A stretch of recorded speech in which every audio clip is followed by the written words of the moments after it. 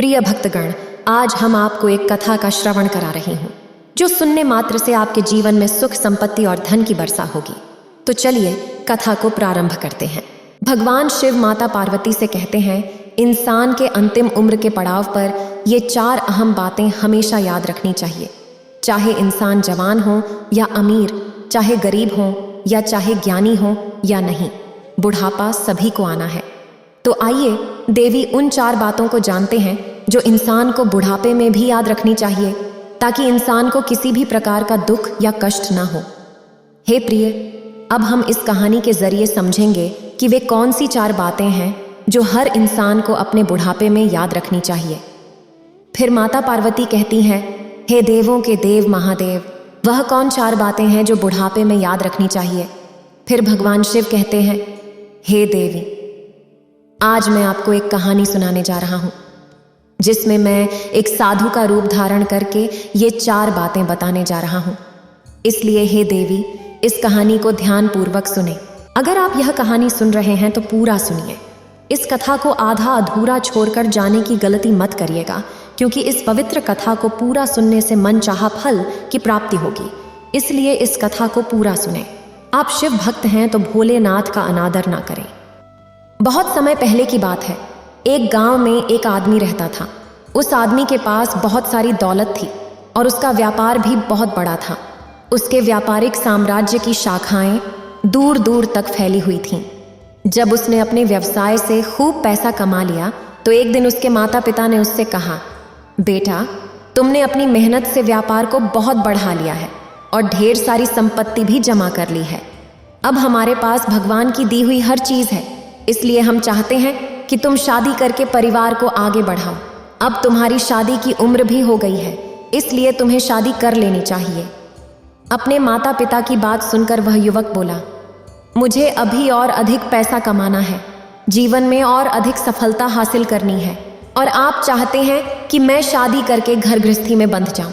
नहीं पिताजी, मुझे अभी शादी नहीं करनी है। मैं पहले अपने सपनों को साकार करना चाहता हूँ, उसके बाद ही शादी के बारे में विचार करूँगा। तब उस युवक के माता पिता ने समझाया कि बेटा, शादी तो हर इंसान के लिए ज़रूरी होती है, क्योंकि शादी के बाद ही संतान का जन्म होता है। संतान के आने के बाद ही वंश आगे बढ़ता है और संतान के जन्म के बाद ही इंसान पितृ आंट से मुक्त होता है। पर कई लोग सोचते हैं कि शादी करने से जिम्मेदारियां और खर्चे बढ़ जाएंगे, हमारी आज़ादी खत्म हो जाएगी, आने वाली लड़की हम पर बोझ बन जाएगी। लेकिन वास्तव में ऐसा नहीं होता। शादी जीवन की एक आवश्यकता है और हमारी पत्नी हमेशा हमारे साथ रहती है। जिस तरह शरीर को चलाने के लिए भोजन जरूरी है, उसी तरह जीवन के लिए शादी भी जरूरी है, क्योंकि पत्नी वह होती है जो हर सुख दुख और मुसीबत के समय में हमारे साथ खड़ी रहती है। जब बेटे ने अपने माता पिता की ये बातें सुनी तो उसने कहा कि अगर आप यही चाहते हैं तो मैं मान जाता हूँ, आप मेरे लिए एक अच्छी लड़की ढूंढ लीजिए। जैसे ही आपको कोई अच्छी लड़की मिले मुझे सूचित कर दीजिएगा, मैं उसी लड़की से शादी कर लूँगा। बेटे की यह बात सुनकर उसके माता पिता बहुत खुश हुए और अगले ही दिन वे पास के गांव में उसके लिए लड़की ढूंढने निकल पड़े। वहां पहुंचकर उन्होंने कई लड़कियों को देखा और उनमें से एक लड़की उन्हें पसंद आ गई। लड़की पसंद आते ही उन्होंने पंडित जी को बुलाकर शादी की तारीख तय कर दी।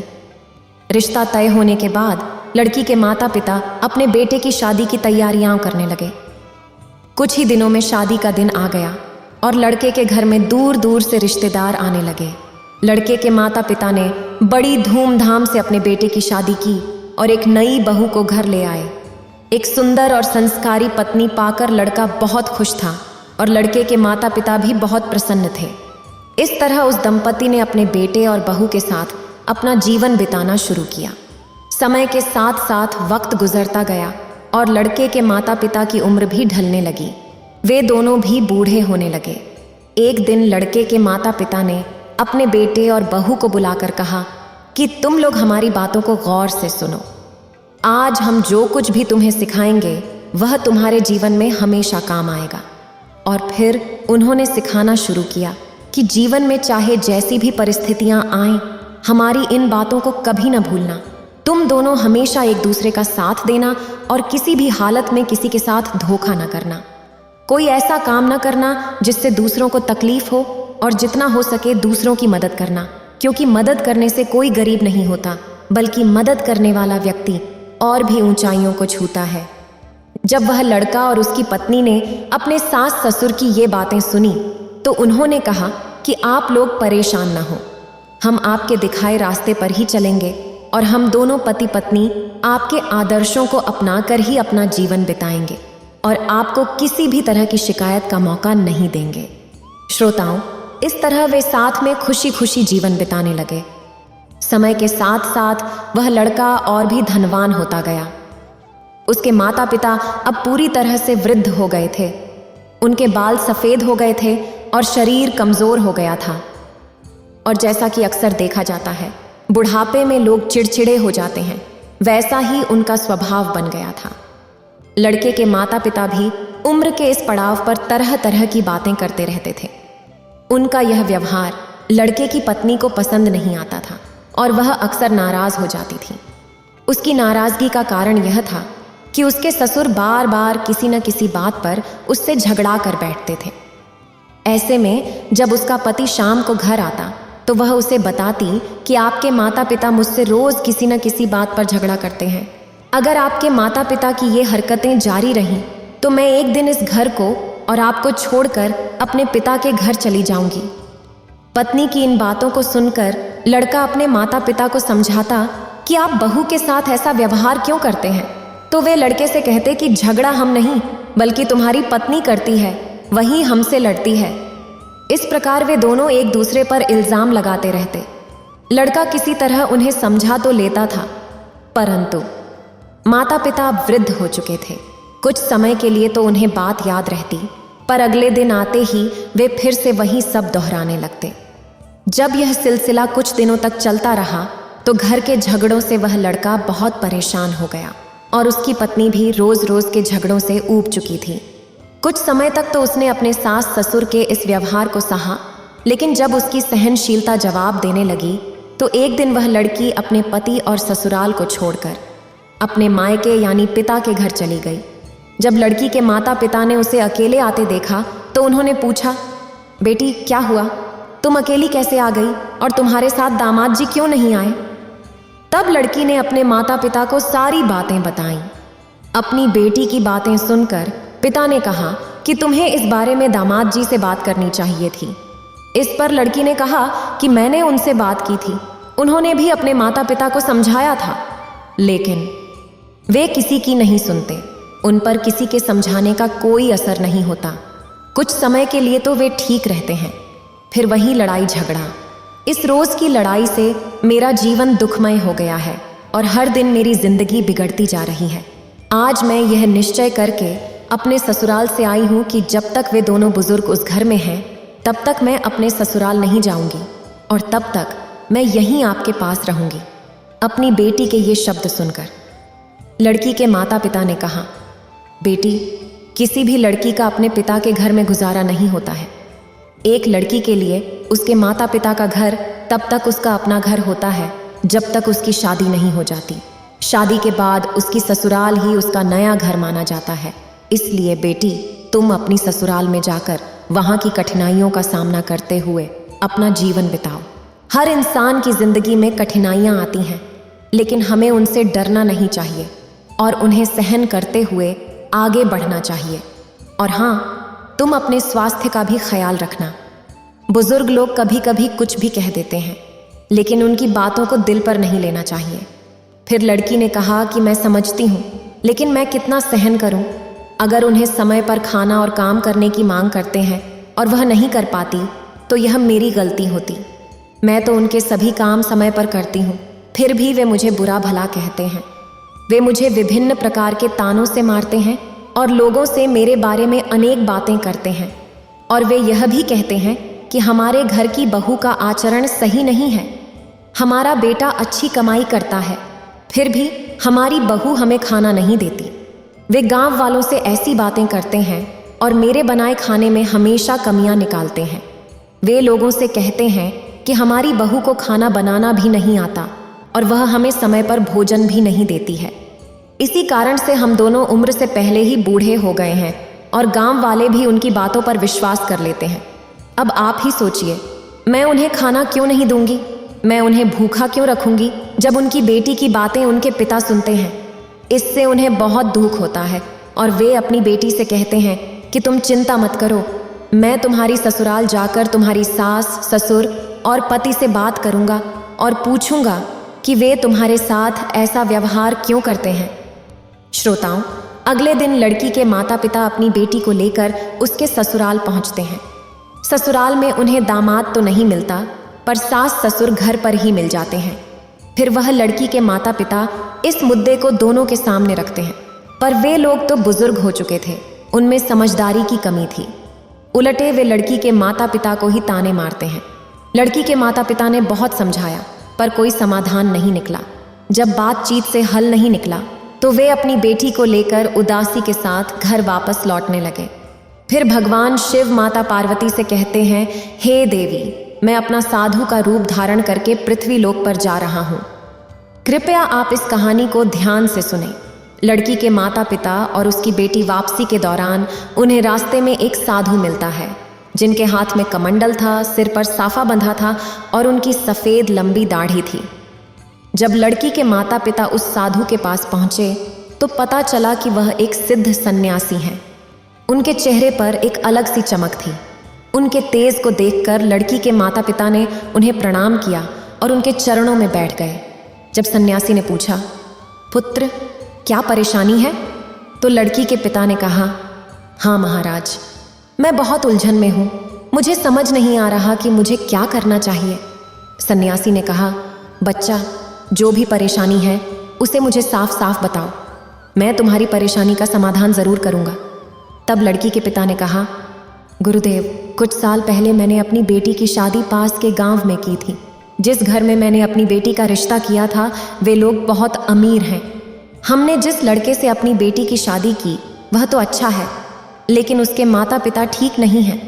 वे बुजुर्ग हैं और उनकी उम्र के कारण वे मेरी बेटी को परेशान करते हैं, उसे तंग करते हैं और गांव वालों के सामने उसके बारे में गलत बातें कहते हैं।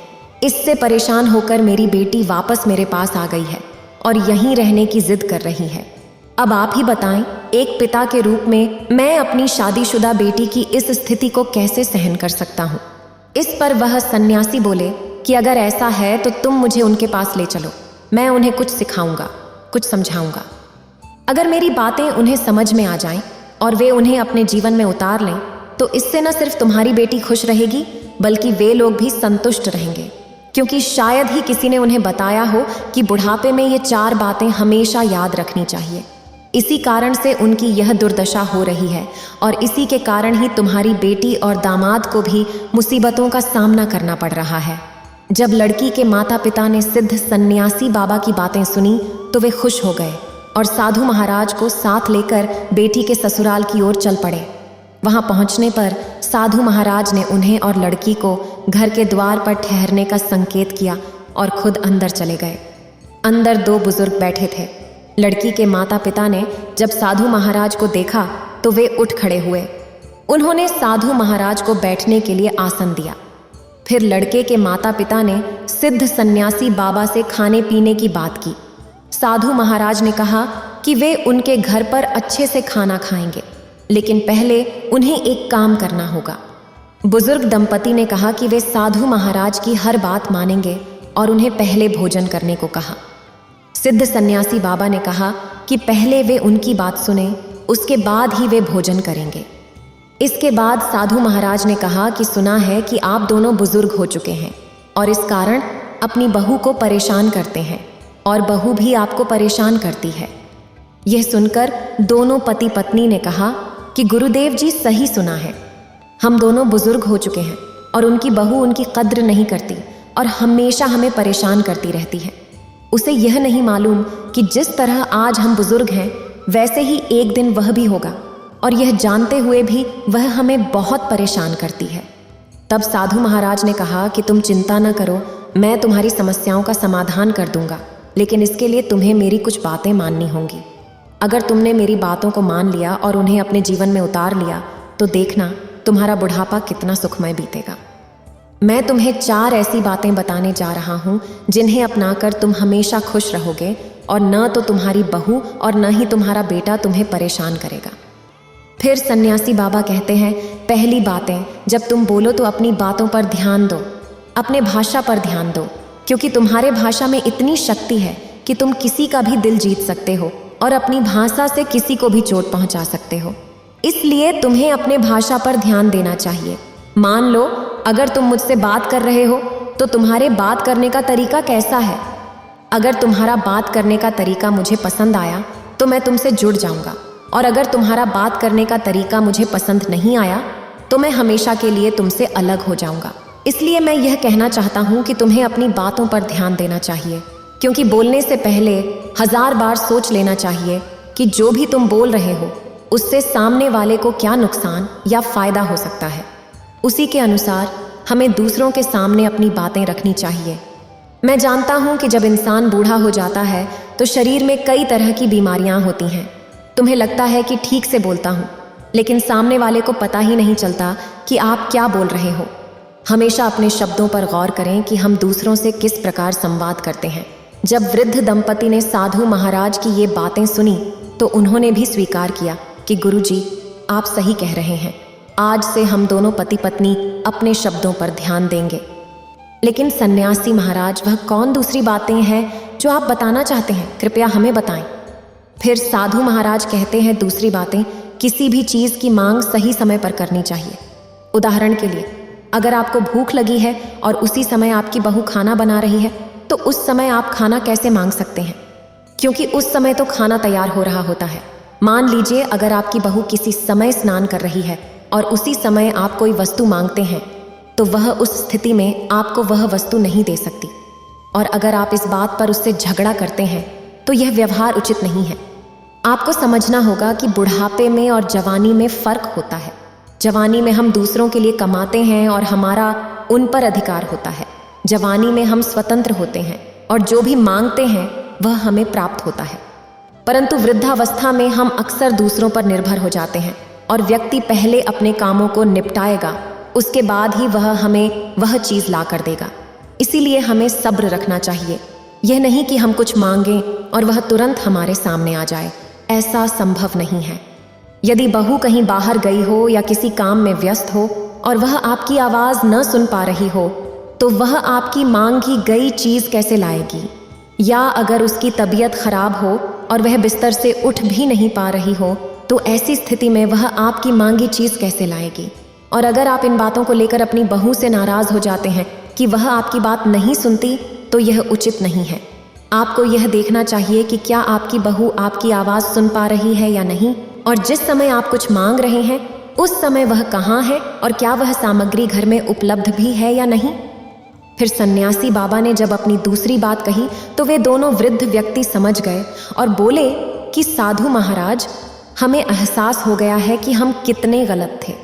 इस पर संत ने कहा कि मेरी बातें अभी खत्म नहीं हुई हैं। फिर सन्यासी बाबा कहते हैं, तीसरी बातें, अगर खाना खराब हो जाने पर नाराज़ नहीं होना चाहिए। मान लीजिए आपकी बहू खाना बना रही है और उसका ध्यान कहीं और चला जाता है क्योंकि घर में बहुत सारे काम होते हैं। ऐसे में खाना बनाते समय नमक ज़्यादा या कम हो जाता है, मिर्च ज़्यादा या कम हो जाती है, या रोटी जल जाती है और उसने वह खाना आपके सामने परोस दिया।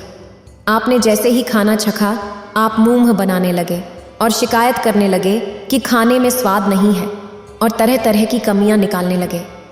आपको याद रखना चाहिए कि आप भी एक समय पर युवा थे और आपसे भी खाना बिगड़ जाता था। क्या आपके माता पिता भी आपके साथ ऐसा ही व्यवहार करते थे? अगर वे करते थे तो आपको कैसा लगता था जब वे कहते थे कि आपको खाना बनाना नहीं आता? चाहे कोई महिला हो या पुरुष, गलतियां हो ही जाती हैं। अगर खाना बनाने में थोड़ी बहुत गलती हो भी जाए तो हमें उसे सहन कर लेना चाहिए और अपनी बहू को प्यार से समझाना चाहिए कि बेटी, आज खाने में यह कमी रह गई है। आगे से याद रखना कि अगर खाना कभी थोड़ा बिगड़ भी जाए तो उसे प्यार से स्वीकार करना और बहू को नरमी से समझाना, इससे वह भी खुश रहेगी। इस तरह उस संत ने तीसरी बात बताई तो वह दंपति बोले, गुरुदेव, इन तीनों बातों को हम समझ गए हैं, पर वह चौथी बात क्या है जो आप हमें बताना चाहते हैं? कृपया वह भी हमें बताइए। फिर सन्यासी बाबा कहते हैं, चौथी बातें, अपने परिवार की समस्याएं कभी बाहरी लोगों को नहीं बतानी चाहिए, चाहे वह पैसों की कमी हो, घरेलू झगड़े हों, बहू के बारे में कोई शिकायत हो, या खाना अच्छे से न बना हो, या कोई और समस्या हो। इन्हें दूसरों के साथ साझा करना उचित नहीं है, क्योंकि जब आप अपने घर की समस्याएं बाहर वालों को बताते हैं तो वे शायद दिखावे के लिए हमदर्दी दिखाएं, पर जैसे ही आप वहां से चले जाते हैं वे आपकी पीठ पीछे आपका मजाक उड़ाते हैं और वही लोग आपकी बातों को बढ़ा चढ़ाकर आपके बहू या बेटे तक पहुंचा देते हैं। इससे घर में कलह और भी बढ़ जाती है। बार बार ऐसा करने से आप अपने बेटे और बहू की नज़रों में गिर जाते हैं। अपने घर की समस्याएं दूसरों को बताने से समस्याएं हल नहीं होंगी बल्कि और बढ़ेंगी। इससे आपका बेटा समाज में अपनी बात रखने लायक नहीं रहेगा। जब वह समाज में या किसी पंचायत में अपनी बात रखेगा तो वहां मौजूद लोग उसे ताना मारेंगे कि तुम्हारी बहू घर में ऐसा करती है, तुम्हारे माता पिता के साथ ऐसा करती है, तुम्हारे माता पिता हमसे तरह तरह की शिकायतें करते हैं। बुढ़ापे में तुम अपने माता पिता को परेशानी देते हो। पहले अपने घर की समस्या सुलझाओ, फिर दूसरों की समस्याएं सुलझाओ। इसलिए याद रखें कि अपने घर की समस्याओं को कभी भी बाहरी लोगों के साथ साझा न करें, नहीं तो लोग इसका फायदा उठाकर आपके घर को बर्बाद कर देंगे और आपको हमेशा दुखी होना पड़ेगा। जब दोनों बुजुर्ग दंपत्ति इस बात को सुनते हैं तो वे कहते हैं कि हमसे बहुत बड़ी गलती हो गई है। हमने अपने घर के बारे में, अपने पैसों के बारे में, अपनी बहू और बेटे के बारे में बातें फैला दी हैं कि हमारा बेटा और बहू ठीक नहीं है, हमारे घर के हालात ठीक नहीं हैं। हम सब अक्सर परेशान रहते हैं क्योंकि हमें समय पर खाना नहीं मिलता। हमारी बहू भी ठीक नहीं है। ये सब बातें हमने पूरे गांव में फैला दी हैं। इस पर संत ने कहा कि यही तो आपके दुखों की जड़ है। अगर आप अपने घर की बातें सबको बताते रहोगे तो एक दिन ऐसी मुसीबतें आएंगी जिससे आप दुखी रहोगे। इसलिए मेरी सलाह मानो और अपने घर की बातें दूसरों से न कहो, और ये 4 बातें जो मैंने बताई हैं उन्हें याद रखो। जो व्यक्ति बुढ़ापे में इन बातों को अपनाता है उसके जीवन में कभी दुख नहीं आता। वह हमेशा खुश रहता है और उसके घर में सदा सुख शांति बनी रहती है। इसके बाद संत चुप हो गए। तब बुजुर्ग दंपति ने कहा, महाराज, आपने हमें बहुत अच्छी बातें बताई हैं, हम इन्हें जरूर अपनाएंगे। अब आप खाना खा लीजिए। संत ने कहा कि मेरी बात तब पूरी होगी जब आपके बेटे और बहू भी यहाँ होंगे, क्योंकि मैं उन्हें भी कुछ सिखाना चाहता हूँ। ताली एक हाथ से नहीं बजती। पहले उन्हें बुलाइए, फिर हम खाना खाएंगे। जैसे ही संत ने ये कहा, वह लड़की, उसके माता पिता और उसका पति जो पहले से ही वहाँ थे, संत के सामने आ गए। दोनों पति पत्नी ने संत को प्रणाम किया और कहा कि हम आपकी बातें छुप कर सुन रहे थे। आपने जो ज्ञान की बातें बताई हैं वो हमने सुन ली हैं। अब हमारे माता पिता को हमारे जीवन में कोई तकलीफ नहीं होगी। तुम भी कुछ अहम बातें सुन लो जो तुम्हारे जीवन में मददगार साबित होंगी।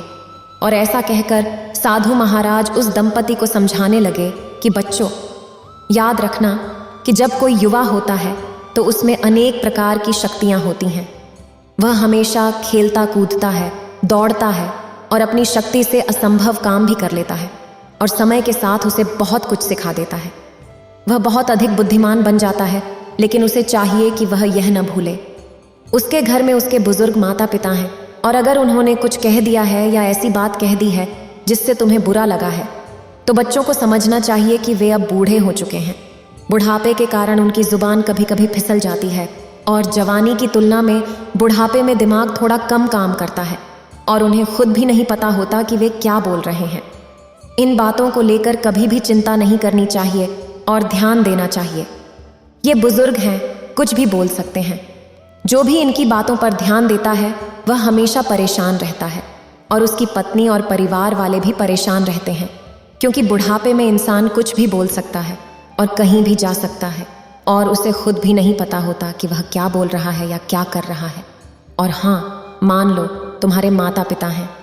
यदि आपको किसी ने आहत किया है या कोई बात कह दी है जिससे दिल को दुख पहुंचा हो, या फिर बिना किसी कारण के आपसे झगड़ा कर बैठे हैं, या आपकी पत्नी को यह कह दिया है कि खाना अच्छा नहीं बना है, तो आपको नाराज नहीं होना है।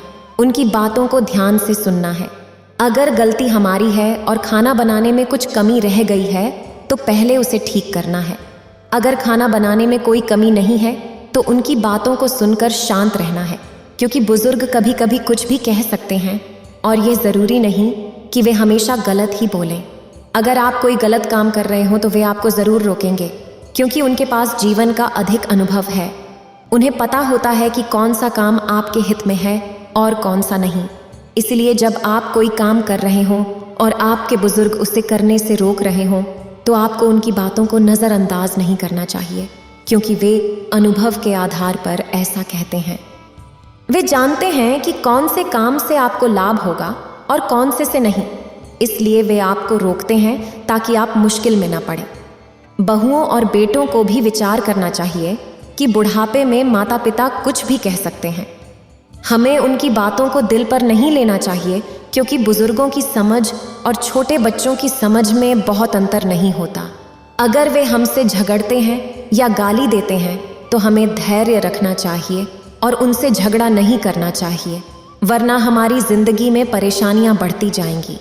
और अगर आपके माता पिता खाने या आपके बारे में नकारात्मक बातें कहते हैं या घर की बातें बाहर लोगों से साझा करते हैं जिससे लोग आपको ताने मारते हैं, तो आपको उन्हें समझाना चाहिए, न कि उनसे या दूसरों से लड़ना चाहिए।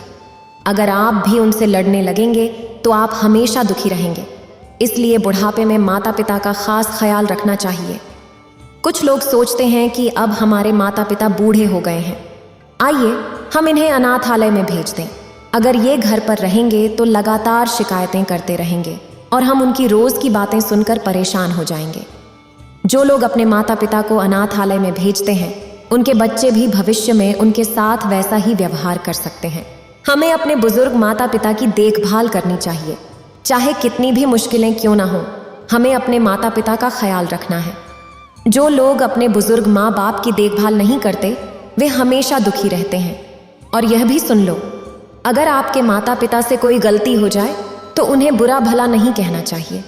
इसके बजाय आपको उन्हें प्यार से समझाना चाहिए।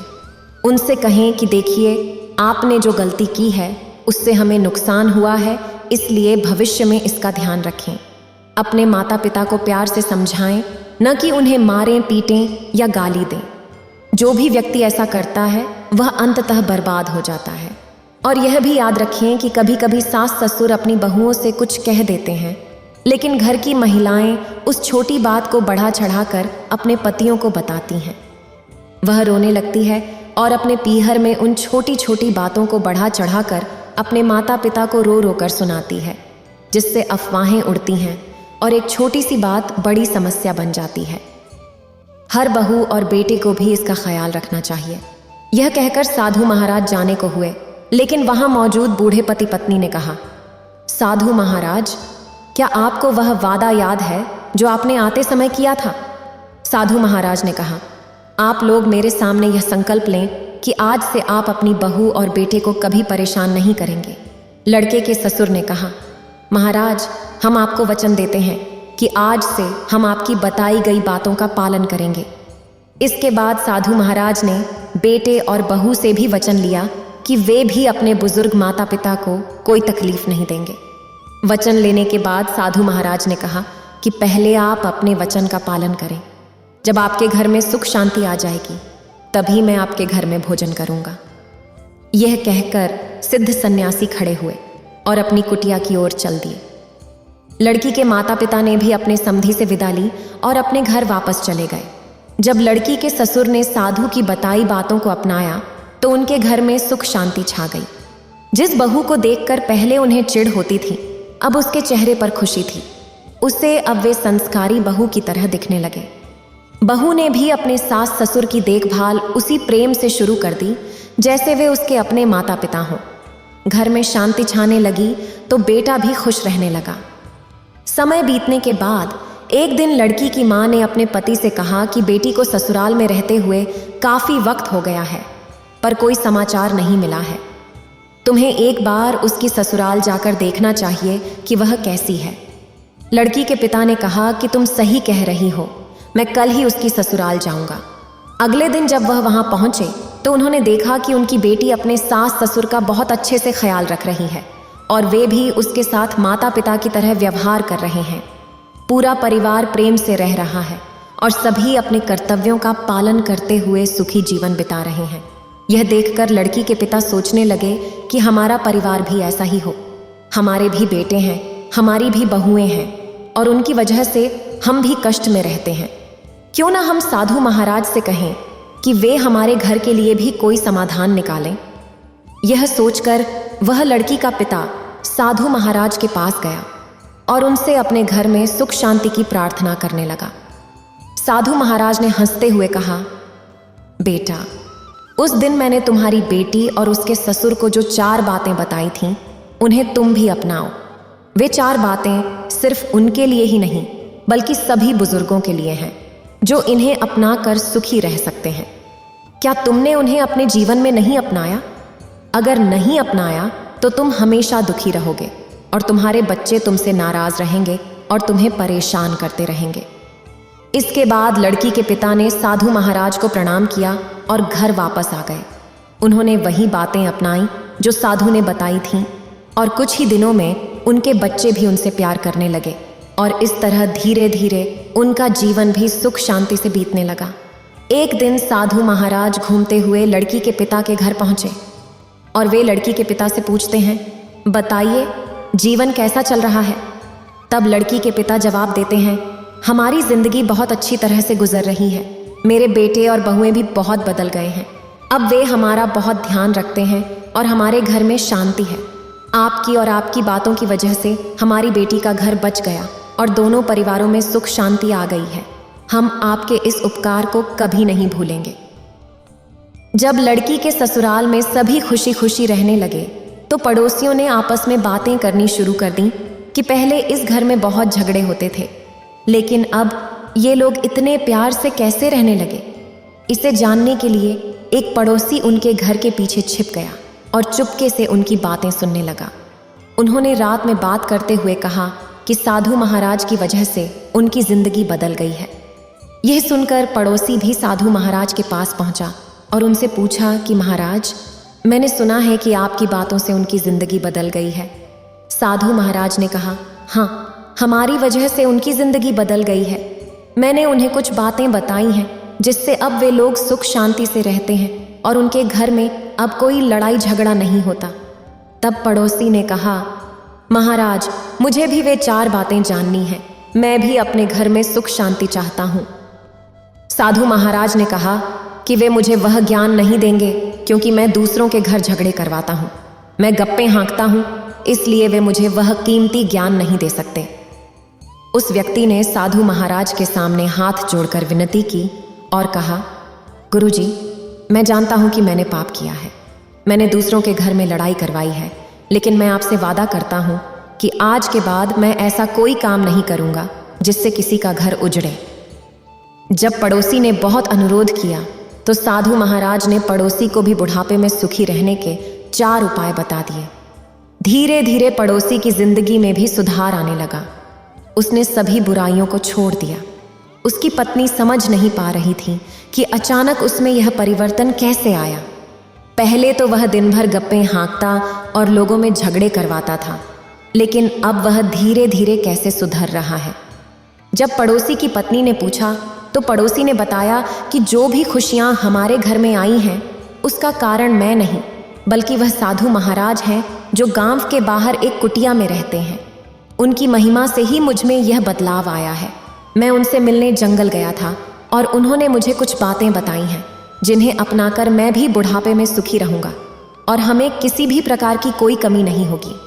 यह सुनकर पड़ोसी की पत्नी ने कहा कि हमें भी वे बातें अपनानी चाहिए। इस तरह पड़ोसी की पत्नी भी साधु की बताई बातों को अपनाने लगीं और धीरे धीरे उनकी समस्याएं भी खत्म होने लगीं। एक साधु महाराज की वजह से 3 परिवारों की जिंदगी बदल गई। वह पड़ोसी जो हमेशा दूसरों की बातें सुनता और झगड़े करवाता था, अब वह भी अच्छा बन गया था। उसकी जिंदगी पूरी तरह से बदल चुकी थी। फिर भगवान शिव कहते हैं कि बातों में इतनी शक्ति होती है कि वे किसी भी इंसान की जिंदगी बदल सकती हैं और बर्बाद भी कर सकती हैं। हमें ऐसे शब्द बोलने चाहिए जो मन को न खोएं और दूसरों को शांति प्रदान करें। हमारी वाणी ऐसी होनी चाहिए कि सुनने वाले को सुखद अनुभव हो और वे हमसे जुड़ें, न कि हमसे दूर हों। हमें अपने शब्दों से लोगों के दिल जीतने हैं, न कि उन्हें दुखी करना है। यदि आप इन बातों का ख्याल रखकर जीवन जियोगे तो आपका जीवन सदैव सुखमय रहेगा। इतना कहकर भगवान शिव इस कहानी को समाप्त करते हैं। इस वीडियो को बोलते समय कोई त्रुटि हो तो मैं क्षमा चाहती हूँ। उम्मीद है आप सभी को ये वीडियो अच्छी लगी होगी। अगर आप शिव के सच्चे भक्त हैं तो चैनल को सब्सक्राइब और वीडियो को लाइक करके कमेंट में हर हर महादेव लिख दीजिए।